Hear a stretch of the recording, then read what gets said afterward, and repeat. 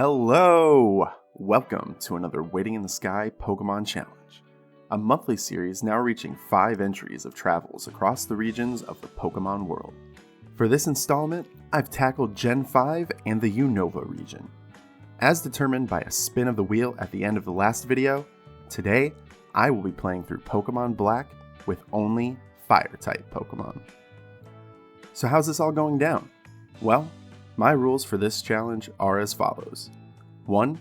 I am only able to catch the first Fire-type or eventual Fire-type encounter in a particular area or route.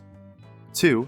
My Pokemon's levels are limited to that of the highest level Pokemon in the next gym leader battle or the Pokemon League champion.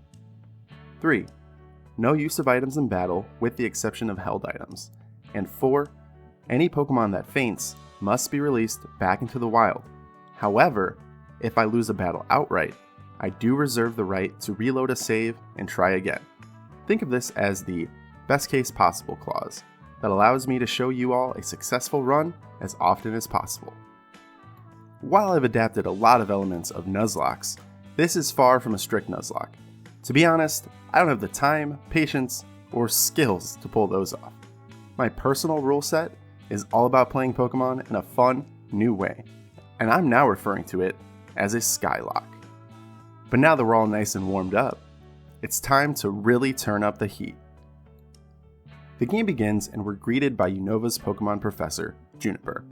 Juniper takes us through the usual checklist: cute Pokemon, name, and rivals. In honor of this Black Fire run, I name my player Commander, aka Blackfire. We're introduced to not one, but 2 rivals that we'll face in this game, Cheren and Bianca. We're then shown that Professor Juniper hand delivers Pokemon to our home for the 3 of us new trainers.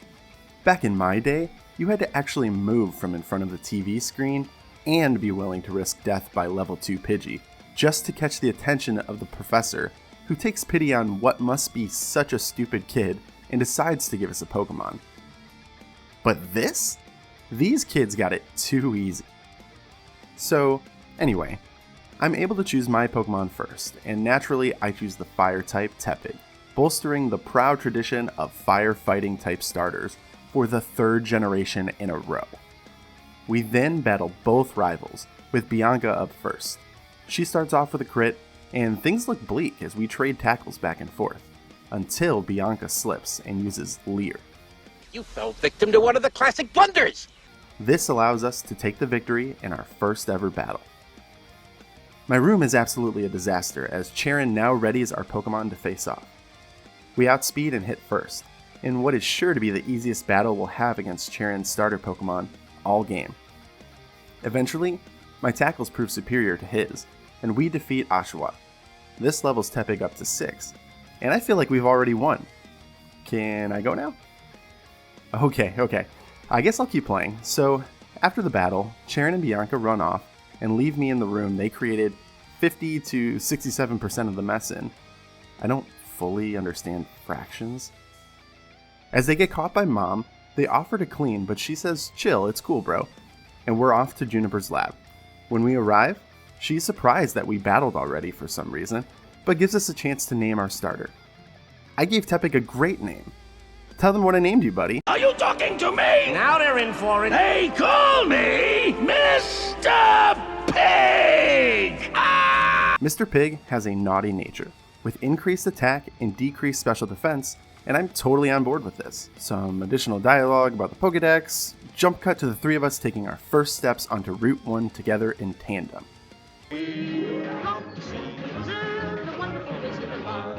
We're then taught how to catch Pokemon by Juniper, and Bianca decides to challenge us to a Pokemon catching competition. Something I will obviously completely ignore as I race my way toward Accumula Town and beyond to the first Pokemon gym in Striaton City. What I won't ignore though are the Patrat and Lillipup here that I can use to grind attack EVs that will no doubt come in handy. The level cap is 14 for the first gym, and since Mr. Pig has to go solo, I don't mind gaining levels here either. Juniper calls a Zoom meeting to request an in-person meeting in Accumula Town along the way. We meet again, and she shows us that in Unova, Pokemon centers have bought out Pokemarts to create a one-stop shop, like a hospital gift shop. We exit to find a bunch of guys dressed up as knights, and if this isn't the evil team of the game, then my name is Tabitha Poinkenpottom. Well, my name isn't Tabitha Poinkenpottom, it's TJ. And this is Team Plasma, whose leader Getsus is explaining that their goal is to liberate Pokemon. And this actually seems like a legitimate argument. Have I been the villain the whole time?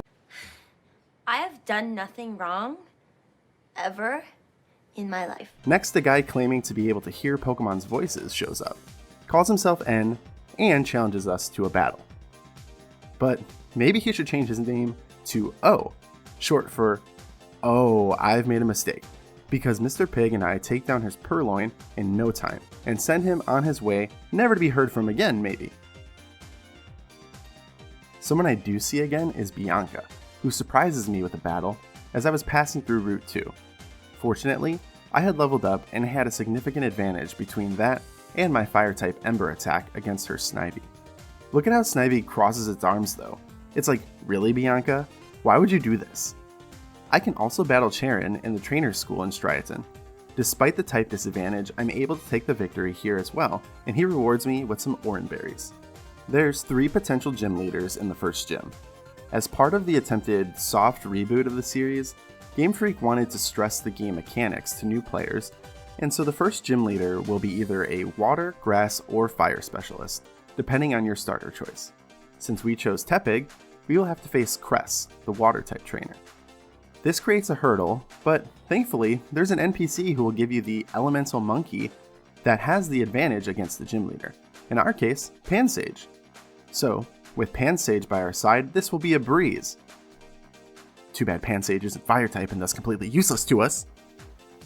I'm no stranger to tough first gym battles at this point, though.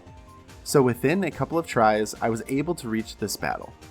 I go in with Mr. Pig just under level 15 and holding an Oran Berry. When I challenge Cress, he leads with Lillipup, and since I know this gimmick here is work up to raise his offensive skills, I take the chance to weaken its defense with a Tail Whip. I then tackle for just under half damage as he works up again. I then use Ember, thinking I may get a burn, but don't, and take a bite. Cress potions, and my next Ember is a crit for the KO. Mr. Pig levels up and learns Flame Charge for the next opponent, Panpour. I try it out for the speed boost as Cress again uses Workup. I bet on another Workup and opt for Tail Whip next. Next, a couple tackles seal the deal without any attacking moves from Panpour. I'm given the Workup TM, and of course the Trio Badge for my reward. With one badge now under our belt, we can really get things going as we aim to add, let me check my notes here, the basic badge. Okay, well, first up is some weirdness in the Dream Yard, where I meet Bianca and have my first battles with Team Plasma. They're trying to get Dream Mist from Muna, and then multiple Getsai show up to chastise them after I defeat them. Thankfully, there's a scientist named Fennel that also arrives to ensure that things aren't all that weird after all. I don't know what any of this shit is and I'm fucking scared. But there's a new level cap and some changes to be made to our team, so we trudge on. The first change is Mr. Pig evolving into the firefighting type Pig Knight. Charon decides to test me again, and Mr. Pig uses his newly learned Arm Thrust to defeat Oshawott, while managing to withstand Water Gun fairly well. Purloin is weak to fighting, so it only takes one turn to take down and defeat Charon. Afterwards, we follow Team Plasma to a cave where they have a stolen Pokemon, so we trash their Patrats, take the Pokemon back, and bounce, as expected. Classic. We proceed to the next town, with Charon doing more hand-holding even after the first gym. That's okay, because I can also get the helpful charcoal item in this town, since I started with Tepig, and that will obviously come in handy to boost my fire moves throughout the run. I also got excited at this point because I can encounter my next team member in the Pinwheel Fort. Oh, alright, never mind, I guess it's another solo gym. Neat! But first things first, N is back, and our relationship seems complicated. He challenges me just outside of the Nakreen gym, and I have no choice but to accept despite having only one Pokemon.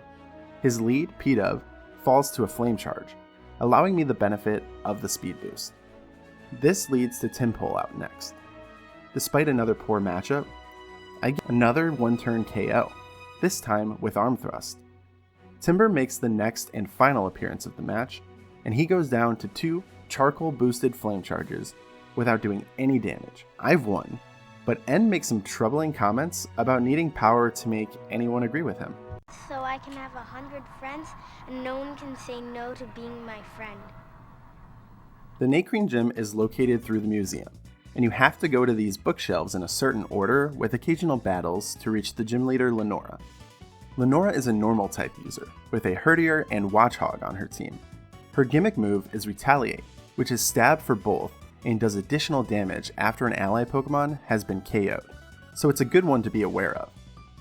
I've got to hope that my fighting over normal type advantage is enough here, and right off the bat, it gets tougher as Herdier's Intimidate ability takes effect, cutting my attack. I start with Flame Charge for the speed boost and take a Leer. Now, Arm Thrust is strong enough to take the round with 3 hits. Retaliate is live now, but with the speed boost and level up, I should at least be able to get a hit off before Watchog. Arm Thrust hits 3 times for less than half, but then Watchog misses Hypnosis, which likely would have been troublesome. I play with Watchog's HP level here, trying to avoid the heal, and this time I am hit with Hypnosis. On top of that, I did too much damage and Lenora uses a super potion anyway, that at least burns a turn of sleep for me. As Mr. Pig fails to wake up, Watchog uses Retaliate, far too late, and proves I'd have been in big trouble if she'd used that right away, as it takes 30 of my 70 HP. I wake up, but now I have no choice but to Arm Thrust and hope for big multi-hits and crits. I get neither before falling to 9 HP from another Retaliate. But, luckily for me, my next attack hits 4 times to defeat Lenora, securing the basic badge. You basic. Yeah, I noticed! What's not basic is Team Plasma stealing this Dragonite skull with no regard for the laws of physics, and rushing off in a cloud of dust. It does set up this little meeting of characters, something Game Freak was obviously into doing in this gen. Top 5 anime crossovers, number 3. Come to think of it, these games definitely feel the most anime-y in the series too, which is both fun and weird. Now that I can actually access Pinwheel Forest, I can add a new team member via Shaking Grass encounter. This took forever, because I kept seeing every Pokemon but the one I was actually looking for, until, finally, Pansear. I catch him and name him Sirius, in honor of Sirius Black, and also because Hunting. 12 years of it! Pinwheel Forest. Sirius has an impish nature, raising defense and lowering special attack, which kind of sucks because I'd have liked him to have been a special attacker, but oh well. Fast forward past story stuff, with getting the Dragon Skull back, I then go to one of the big cinematic paths in the game, Sky Arrow Bridge. Look at it. It's just so bridgy. On the other side of the bridge is Castelia City, but more importantly, on the other side of Castelia City is Route 4, where surprisingly enough, we can add another Pokemon. That Pokemon is Darumaka, who I get to catch in a Premier Ball, my favorite. The whole names tying into fire and or black themes keeps tying so well together that I name him Darunia, aka Big Boss Goron, who's known for enjoying a dance to a lively tune.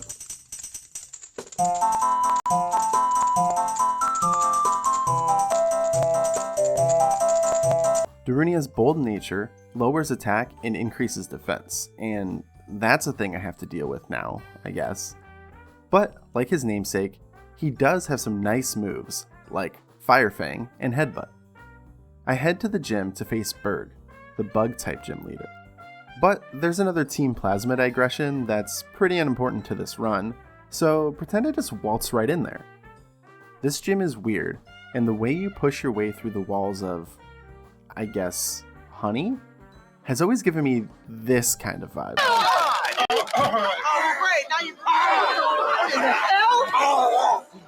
When I reach Berg, The battle goes about how you'd expect a fire team versus bug team matchup to go. I lead with Sirius against Whirlipede. Yawn is super helpful to put my opponents to sleep. And despite taking 2 screeches, making me vulnerable, I'm able to set up a workup before Whirlipede falls asleep. I use 1 more for good measure, before dropping him with a 1-hit fire burst. I know Sirius has the speed advantage, and I don't want to waste my setup moves, so I stay in against Dwebble, who takes a flame burst to the face. Sirius then levels up before Lievany is sent out for what is essentially overkill. He delays the inevitable with Protect, does a good deal of damage with a final Razor Leaf, and then ultimately suffers the same fate as its allies. This defeats Bird, earning me the Insect Badge, which is presumably called the Insect Badge because Bug Badge was taken. Canonically speaking, of course. Shout out to Gen 6, I'll see you soon. I continue now through Route 4, where I defeat Bianca and Sharon in immediate succession. I'm pretty much not going to mention Bianca battles anymore, because they're kind of a joke for the most part. But Sharon and his Duat are presenting more of a challenge this time. It's a rematch of Mr. Pig versus P-Dove, and I'm excited to show off a fun strat here. I raise speed with Flame Charge, taking surprisingly little from Air Cutter. Then get a defense boost from Defense Curl as P-Dove heals with Roost. My next defense curl is nullified by Leer, but that's alright because I'm mainly looking for the boost to roll out, a rock move that increases power in each turn, and just so happens to have its power doubled by using defense curl immediately preceding it. This takes down P-Dove easily, and with my speed boost, I can outspeed Duat to hit hard as he uses Water Sport, which would normally be pretty smart. However, despite his berry, I can take him out on the next turn. His own Pansear is next, falling quickly to roll out, and as he sends out his final Pokemon, Liepard, my strategy is simple.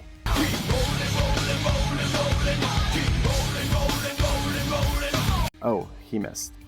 I guess I'll just use super effective arm thrust instead. So I venture on, stopping to pick up a Firestone in the desert resort area along the way for later. Just past the literal desert is a freaking theme park. But before I can have any fun, I have to save the daycare man from Team Plasma, for which he gives me a bike, in what is a very efficient all-in-one twist on the Pokemon formula. I reach the theme park and N is here for an infamous scene where he reveals he's the king of Team Plasma, while we ride the Ferris wheel together. I told you this relationship was confusing. This is essentially what happened. Whoa, What? Oh my god. I'm sorry. Was that bad timing? Because I thought it was good timing because you're on a Ferris wheel, you're upset. I'm just trying to comfort you. That was weird. We should probably get Okay, off. we should get off. Yeah, that was... Hey, excuse me. Can we Erwin. be let off? Erwin. Can we stop the fucking ride? Can we just stop it? Shot down and rejected, N battles me. Which is totally not a healthy response, dude. Just talk to somebody, man, it's no big deal. What else is no big deal is the battle itself, in which I use a similar strategy with Sirius as I did against Bird. Yawn, Work Up, Flame Burst. Only this time, Sandile's Sand Tomb does some decent damage and hangs around for more. I risk the damage and eliminate his Dirtadile with a second Flame Burst. With his own Darumaka in next, I have to switch to Mr. Pig. Now I go with Rollout again to drop his Darumaka, leading to Sigilif. Any suggestions on what I should do against him? Keep on rolling, baby. Thanks, that worked. Next is Scraggy, and I just decide to stay the course. A Swagger is an interesting road bump, but Mr. Pig breaks through confusion, and we defeat N after a definitive rollout. The fun isn't over though, as the Nimbasa City gym is actually roller coaster themed, but it's more like a monorail. Elisa is the final stop on the tracks, and her Emolga are so incredibly annoying. I decide that my best bet is to actually go into battle with Darunia still paralyzed from an earlier battle. This is because he knows Facade, a move which doubles in power if the user is burned, poisoned, or paralyzed. She uses her gimmicky Volt Switch as Darunia sets up with a workup. Then, hits a Facade to defeat one of her Emolga. I still think this is my best bet, so I opt to stay in for a repeat performance. Only this time, her Zebstrika is the one that is eliminated. Down to one Pokemon, we've successfully taken the Switch out of Volt Switch, and Mr. Pig can use 2 rollouts to defeat her final Emolga and secure us the Bolt Badge, and obviously the Volt Switch TM too. Speaking of the Volt Switch TM, did you know that in addition to Pokemon Challenge videos like these, I also host a podcast? Well, I do. And I bring on friends and hosts of other podcasts to talk about topics like how to make super relevant segues, like that Volt Switch thing I just did. Huh? Okay, we actually talk about mostly video games, movies, and TV shows, with bi-weekly episodes and weekly reviews. You can check out all of those episodes here on YouTube, or on your favorite podcast app. If you find any of these topics interesting, give them a shot. I'd greatly appreciate it. And now, back to Pokémon! Leaving Nimbasa, I'm met by Charon for another rival battle. I go Optimus Prime again and roll out to transform his team into knocked out Pokemon. This leads to an introduction to Alder, the Unova region champion, and he wants to test Charon and I by having us battle children, which is a totally normal thing to do. So naturally, we decimate little preschoolers Sarah and Billy and continue on our way with the debris of their shattered dreams in our wake. We cross the bridge to Driftvale, and I noticed the weird cell shading that happens in some areas that looks kind of cool, like the Smash 3DS graphics. Before we can challenge the Driftvale leader Clay, we have to cool off for a while and defeat Team Plasma in the cold storage. I really wanted to use a Mr. Freeze clip from Batman and Robin here, but I honestly just couldn't decide which one to use. They're all so great. Charon calls Team Plasma a waste of oxygen in the most Vegeta/Sasuke edgy secondary protagonist way, and I'm now free to challenge for the next badge. But not before picking up the Expert Belt for some added firepower. The Driftvale Gym has a bunch of elevators navigating to the bottom of a mine, where Clay awaits. Before the battle, I figure this is as good of time as any to evolve Sirius with the Firestone, since we're only at 3 team members and facing a type disadvantage. Simisear is a welcome boost to our lineup, as we face off with the Ground-type gym leader. Clay sends out Krokorok, and I lead with Darunia. Krokorok uses Swagger, but it's a crucial mistake as it confuses Darunia, but also raises his attack. When we break through confusion, we hit a powerful Fire Punch that crits and defeats Clay's lead in one hit. Palpitoad is a huge threat up next. I send out Mr. Pig in hopes of arm thrusting my way to victory. A crit on my first turn is helpful, but then a Bulldoze slows us down. Luckily, he uses Aqua Ring, and I can end this round with 4 hits from Arm Thrust, setting up a climactic showdown with Excadrill. I switch to Sirius for a Yawn, basically my only shot at outlasting the fast and hard-hitting Excadrill. But his Bulldoze connects and means we have to switch.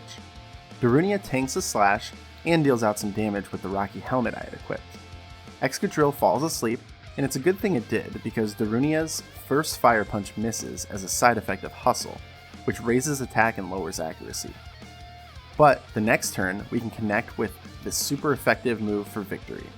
We walk away with a Quake badge, but no TM just yet. There's another Bianca battle here, and it's actually the hardest so far since it's in the rain, but still not terribly notable. Afterward, we come to a cave that's blocked off by a Galvantula web. Clay has his Pokemon bulldoze the web to clear the way, and then hands over the technical machine to us. The cave itself is known as Chargestone Cave, and inside, we are met by N, saying more weird stuff and some ninja clearly using some Shadow Clone Jutsu. But aside from battling the occasional Plasma Grunt, there's not much else for us to do here.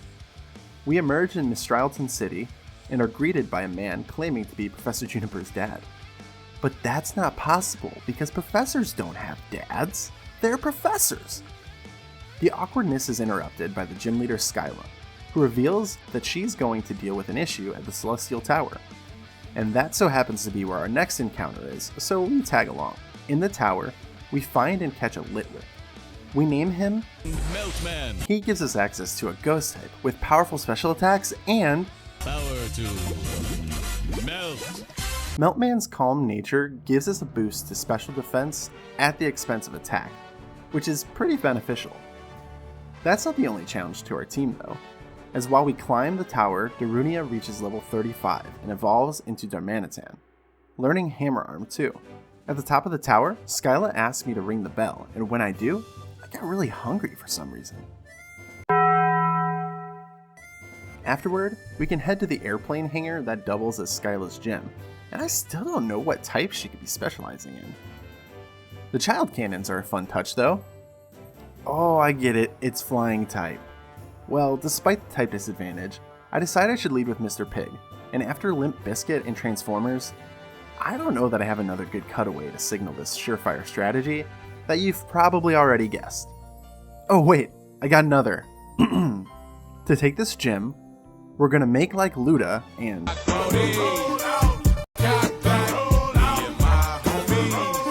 After eliminating Skyla's team, Mr. Pig evolves into Embor, and we're given the Jet Badge and Acrobatics TM. More importantly, I can now use Surf outside of battle, but we'll get to that in a second.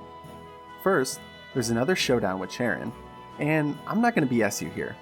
I did the rollout thing again to take out Nfezant and Duat, but I'm stopped by Liepard's fake out, so Darunia defeats him and Simisear with Hammer Arm. As I was saying though, I can now surf my way to Route 17, where I am given a gift Pokemon egg in this house. All I have to do is hatch it to add another Pokemon to our team, which would be great if one of my Fire-type Pokemon actually had Flame Body or Magma Armor to speed up the process. But oh well, I guess I'll just run on the runway. Just use the bike, you're saying? But it's a runway. I'm pretty sure they don't allow bikes. Eventually, Larvesta hatches from the egg, giving me a Pokemon with the unique Bug Fire-type combo. I name him Lunesta. How's it going? Lunesta? Isn't that a sleeping pill? Yeah, it's because I send my enemies to their eternal resting place. To sleep a chance to dream. Lunesta has a neutral nature, and the, oh my god, Flame Body ability. You're kidding me. The irony is truly painful. Now I can continue on through Twist Mountain, which has a cool gimmick with some areas blocked off during specific seasons. But that's not really going to play into this run. TJ equals not very patient, remember? On the other end of the mountain is Icarus City, where I can encounter the best Pokemon that I cannot use. Stunfisk. You beautiful soul. I'll come back for you. Back to the mission at hand. I said back to the mission at hand. That's a classic ice gym with a slippy slidey puzzle, only this time with jumps over endless chasms. Quick side note, does anybody else like collecting fresh waters from this guy in the gyms and not using them? No? Just me? Bryson awaits, and I've got the advantage this time. I go with Eviolite boosted Lunesta, since he will literally never get to evolve in this run, so it's perfect for him. A couple flame charges bring down Vanillish, and we both swap Pokemon, setting up a two-man bear-pig battle. Mr. Pig hits a flame charge before being confused by Swagger, and I don't want to deal with that, so I swap to Darunia, who tanks a slash before knocking out Beartic with a Fire Punch. Cryogonal hits an Aurora Beam that lowers Darunia's attack, but it's not enough, as another Fire Punch secures our victory. Bryson hands us the Freeze badge, and there's a cop joke somewhere there, but honestly, this video is behind schedule as I write this script, so I'm not going to worry about it. Next up is the Dragon Spiral Tower, for some more story stuff, but I got disproportionately pissed off by this one rock that absolutely should have a secret item, but doesn't for some reason. And come on, Game Freak, the trash cans are one thing, but don't play me with the lone standing rocks. I will not put up with it. On the upper levels, I am challenged by 4 Plasma Grunts, back to back, before encountering N, who has awakened Zekrom, the legendary dragon. Also coincidentally, one of my favorite legendaries, so color me impressed. I feel like I'm rushing through a lot, but the next portion is an actually pointless diversion to the Relic Castle in the desert, before I'm called back to Nacrene City, and given the Light Stone by the Unova Illuminati, and sent to Opelucid City, where I can face the final gym leader of the region. There's a Bianca battle and a trip across the two-blind bridge along the way, and one of those is kind of interesting, so here it is. Also, Meltman evolves into Lampent, a more than welcome addition for the challenge ahead. In Opelucid, Alder shows us that Team Plasma continues to try and indoctrinate the world, and we meet Drayden and Iris. Iris is the gym leader in white version, but in black version, Drayden is the guy we'll be facing at the end of the Dragon Snake Way that he calls a gym. This is a pretty tough one, since fire is resisted by Drayden's dragons, and my team wasn't able to learn any ice moves prior to the battle. I lead with Lunesta, and as his Fractured uses Dragon Dance, I set up a Toxic. I switch to the neutral Bug Bite, and since Fracture just keeps dancing like nobody's watching, he falls to 2 Bug Bites and poison damage. Druddigon is next, and I switch to Meltman as my counter move. Will-O-Wisp burns Druddigon to cut its attack, and Meltman is then able to withstand a super effective Night Slash. Since he is burned, I can also use Meltman's Hex attack with boosted damage. I actually misplay here, thinking he had full restores, and go to set up another burn, but he uses Hyper Potion instead. Down on HP, I switch out Meltman for Darunia, and force Drayden to use his final Hyper Potion, before eventually taking down Druddigon with Bulldoze and burn damage. Haxorus is his ace, and I go back to Lunesta.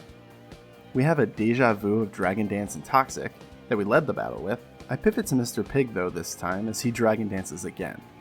They really must be playing his song because he dances again as Mr. Pig uses his arm thrust, and poison damage brings Haxorus down to about 1/3 HP. Mr. Pig then moves first, and I vaguely remember this being a thing, but I can't recall the specifics of how/why this can happen, but it ultimately saves me from a certain demise, as Arm Thrust can defeat Haxorus, and we've officially earned all 8 Unova badges. Brilliant!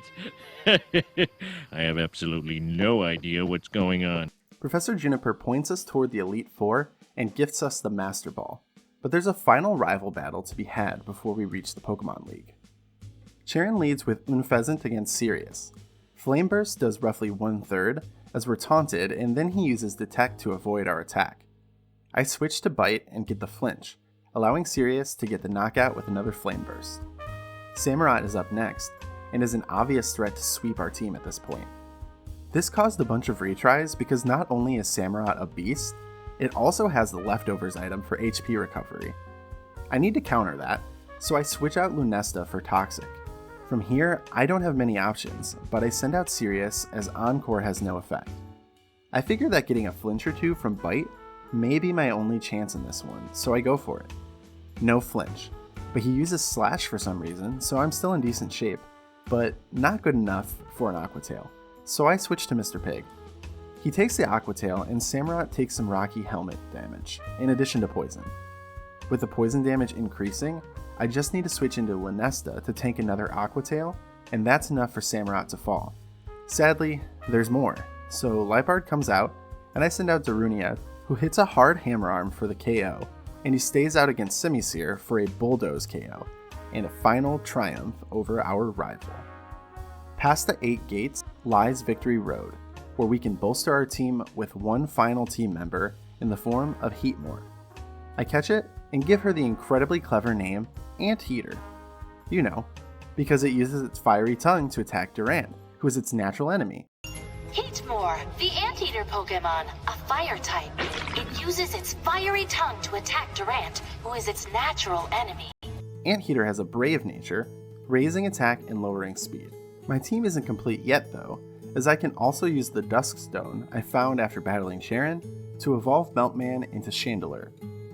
I'm now ready to tackle the Elite Four, which in this generation can be done in any order you choose. I start by heading to the left and entering the room of Chantal, the Ghost-type trainer. I send out Anteater to set up Amnesia and raise special defense. I use it 3 times to the point where Cofagrigus' Shadow Ball has minimal effect, and then switch to Flame Burst. A crit on the second one does the job, and I level up Anteater to learn Flamethrower. For Golurk, I switch to Meltman to go for the burn. It cuts his attack and allows Meltman to survive an Earthquake. I can then hit a boosted, super effective Hex to KO Golurk. Jellicent is another tough challenge, so I use Lunesta to land Toxic and manage to survive a Surf on a single HP. I obviously can't stay in with Lunesta, so I switch to Sirius and Brine hits hard. I know I can outspeed, so I go for Bite and it actually does enough to finish Jellicent. Chandelure is the final hurdle here, and I choose Darunia for the face-off. Despite a full restore, a few Bulldozes are enough to win the first battle of the Elite Four without any casualties. Next up is the Dark-type specialist, Grimsley. His Scrafty comes out first, and I start with Sirius. Acrobatics does over half as he uses Sand Attack and a second acrobatics defeats Scrafty. Crocodile is next as I switch to Mr. Pig. His Intimidate is inconsequential as I use Scald to bring his health down, and he uses Earthquake to bring Mr. Pig to just 2 HP. I take the opportunity to make Grimsley use his full restores with repeated Scalds before switching to Lunesta, whose Flame Body burns Crocodile and signs her death warrant. I switch one more time and Darunia takes a weakened Earthquake before Crocodile falls to burn damage. For Lightbard, I honestly struggled and did a bunch of switching, but eventually the burn it got from Lunesta's Flame Body took it down. I'm essentially down to just Anteater now, and fortunately, Grimsley only has Bisharp, who's weak to fire, and a Flamethrower is enough to take us to 50% through the league. Next is Caitlyn, whose team is made up of Psychic types. Her Euniclus is first and falls to 2 Bug Bites from Lunesta. For Sigilif, I can do the same with Sirius and regular bites. For Gothitelle, I go with Meltman and I can confuse and burn her before taking a hard hit from Shadow Ball.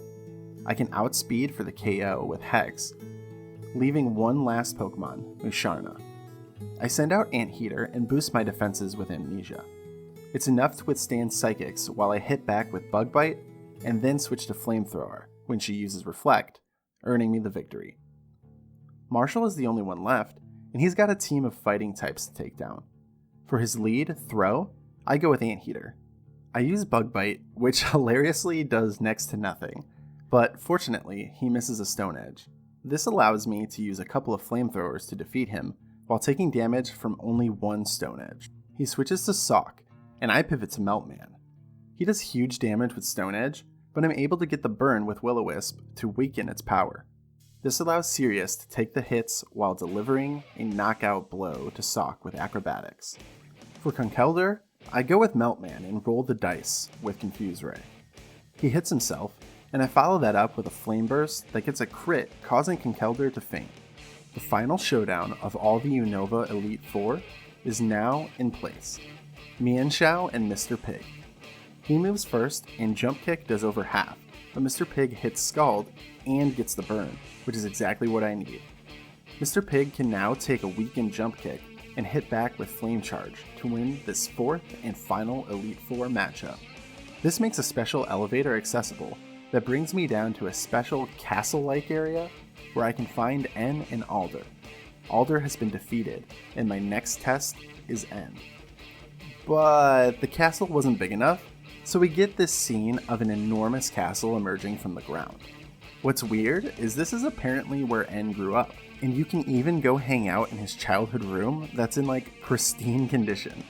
That's a sweet half pipe though. Getsus and I have a nice chat before I continue on to find N and his Zekrom waiting for me. The Lightstone reacts to summon Reshiram, who looks to test my battle prowess. But I'm like really good, so I throw my Master Ball and catch the legendary Fire Dragon, whom I name I Wish, because despite having fire typing, I cannot use legendaries. And I really do wish, because despite getting past 2 enormous threats in Zekrom and Caracosta, I have no way of surviving the speedy and powerful Archeops. After multiple tries, I have to call the run here. N is technically only the second to last battle, too, since Getsus remains after him. And I really doubt I can make it past them both. Perhaps a more skilled challenger, but certainly not me. Sadly, I have to release my team. They fought valiantly, and I was pretty impressed by some Pokemon I've not really used before, like Heatmore and Chandelure. You will not be forgotten, I can promise you this. And I can promise you another Pokemon challenge. So let's spin the wheel to see what type I will be using in the Kalos region. And it's going to be Bug type. Very interesting. Bug type got stronger in later generations, so this could actually be a lot of fun. Here's a quick look at the bug Pokemon available in Gen 6. It's actually quite a lot, including the one new line in Scatterbug. Make sure you're subscribed to catch that video at the end of October and more Pokemon challenges in the future. The channel has shot up to over 350 subscribers in the last few months, And I just want to say thank you to all of you who are supporting me in the channel. I have so much fun making these Pokemon videos, and it means a lot to see the response from you all and to know you're having fun along with me. If I can just ask one more time, please consider checking out the other content, both here on YouTube and on the Waiting in the Sky podcast feed. Thank you so much for watching, and I'll see you next time.